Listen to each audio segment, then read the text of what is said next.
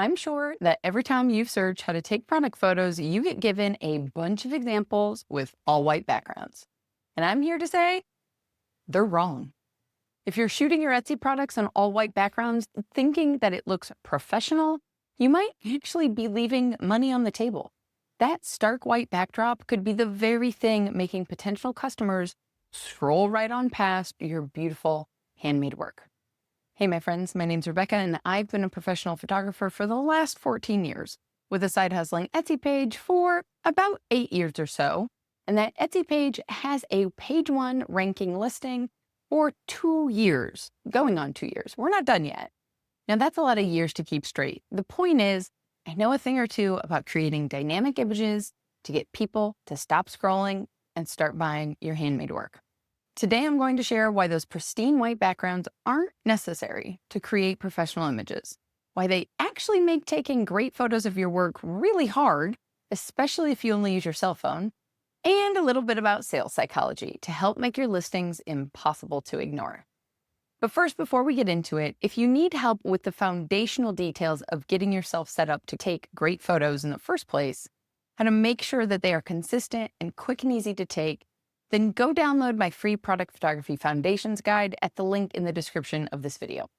This free PDF guide will walk you step by step through exactly what I do to take fast photos of our ceramics. And if you don't believe me, there's an entire video on how I actually do it, behind the scenes, uncut, that you can check out too. I'll put it somewhere here. But anyway, let's first get into why white backgrounds have you leaving money on the table. Here's what most Etsy sellers don't realize. White backgrounds don't just look sterile, they do that, but they also make the viewer work harder to understand what you're actually making.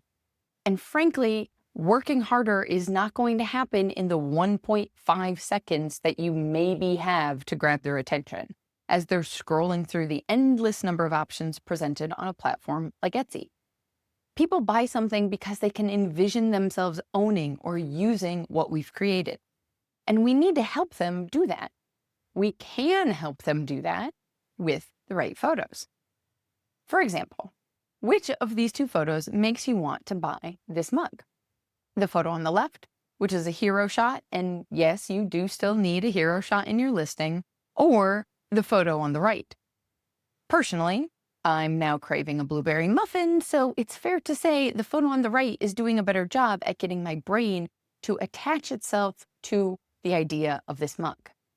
As I mentioned in our last video, when I talked about the 3 essential photos you need in any listing, you still need the hero image so people know exactly what they're getting into when they make a purchase, but the hero image should not be your first photo in the listing. The hero image isn't stopping anyone from scrolling when they see a preview. Think about it. When you're browsing Etsy, what makes you stop? It's not the 100th white background that you see. It's the photo that creates a mood or tells a story or makes you feel something.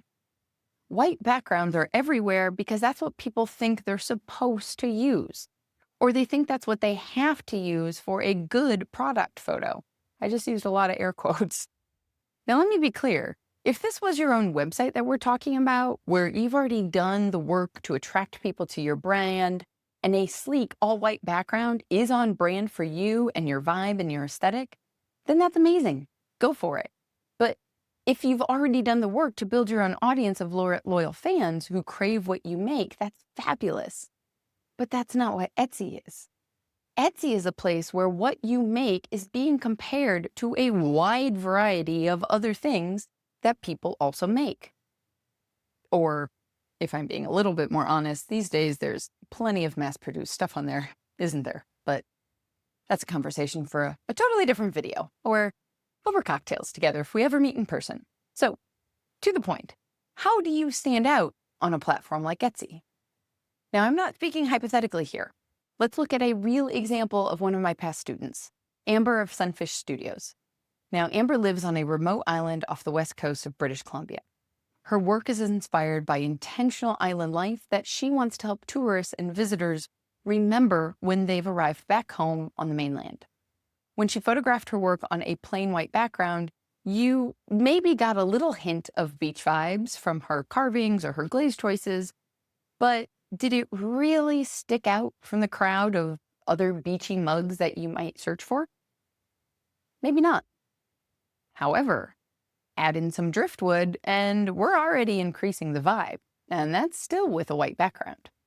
Now, if you add in some driftwood with a not white background, but instead a little bit of a moody background to reflect the fact that we're not talking about a tropical island life here, we're talking about an island closer to Alaska than Hawaii, with the water temps to prove it.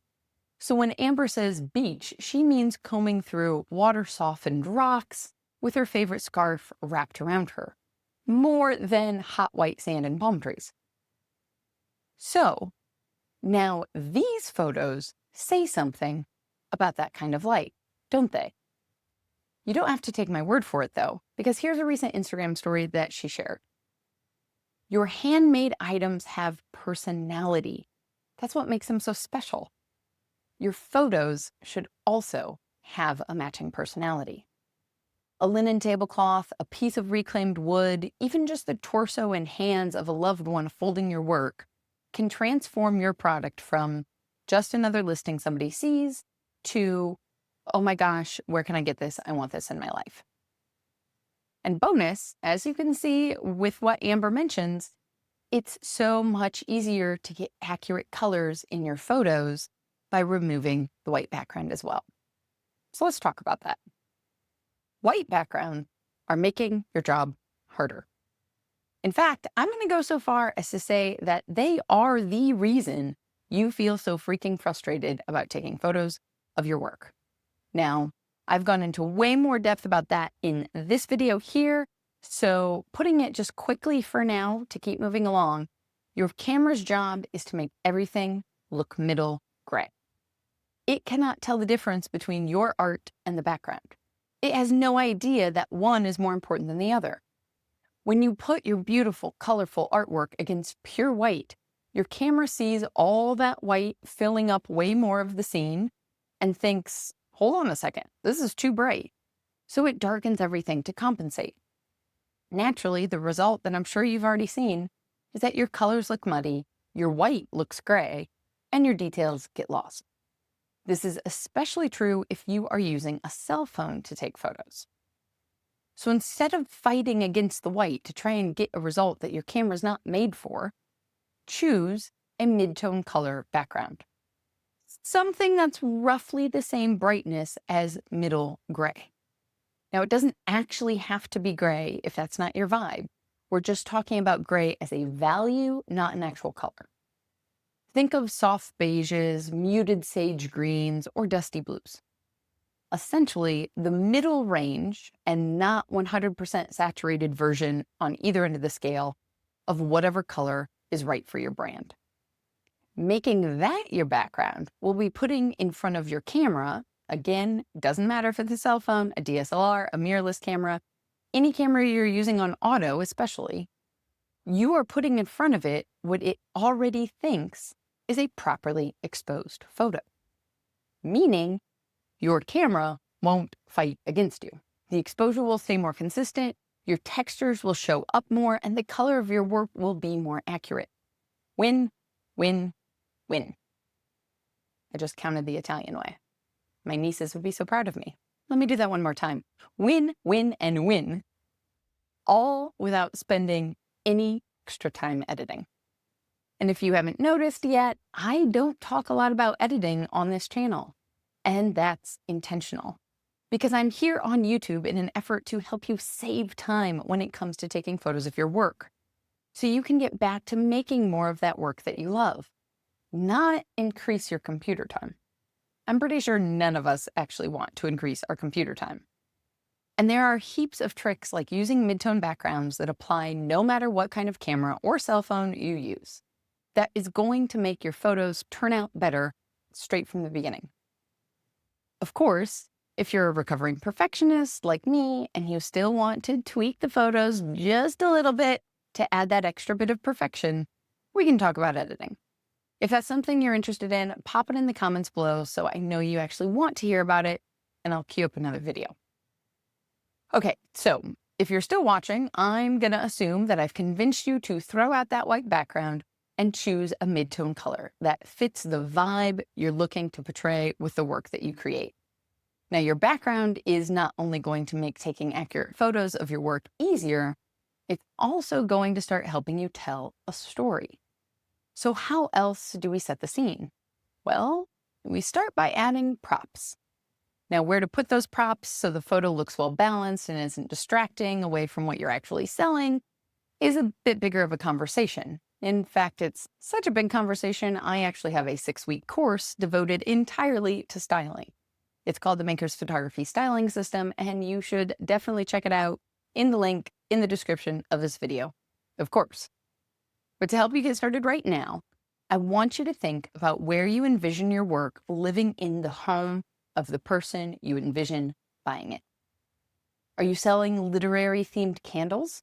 Well, then how about a stack of books by your favorite authors in the background? If you're creating functional pottery, well, go grab your favorite snack that fits perfectly in that new bowl that you just made to showcase the scale of the bowl.